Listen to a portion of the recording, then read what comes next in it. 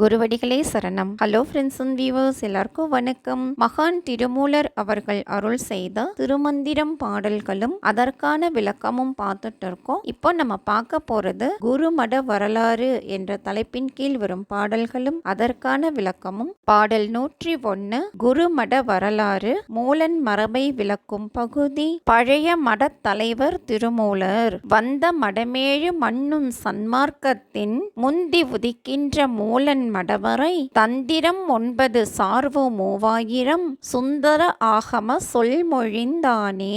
3000 அப்படின்னா 3000 பாடல்கள். சுந்தர ஆகமம் அப்படின்னா அழகிய ஆகமம். கைலாய பரம்பரையில் வந்தவை 7 மடங்கள். அவை சன்மார்க்கத்தை போதிப்பவை. அவற்றுள் முன்பே தோன்றிய மூலன் மடத்தில் வந்த இந்த ஆசிரியர் வகைப்படுத்தப்பட்ட 9 தந்திரங்களையும் அவற்றில் கூறப்படும் 3000 மந்திரங்களையும் மேற்கொள்ளும்படி அழகிய ஆகமங்களில் கூறியவற்றை எடுத்து சொன்னார் அப்படின்னு சொல்லியிருக்காரு. இதுதாங்க இந்த பாட்டோட பொருள். அடுத்தது பாடல் 102 பிறவி பிணி அற்றவர் கலந்தருள் காலாங்கர் தம்பாலகோரர் நலந்தரு மாளிகை தேவர் நாதாந்தர் புலங்கொள் பரமானந்தர் போக தேவர் நிலந்திகள் மூலர் நிராமயத் தோரே.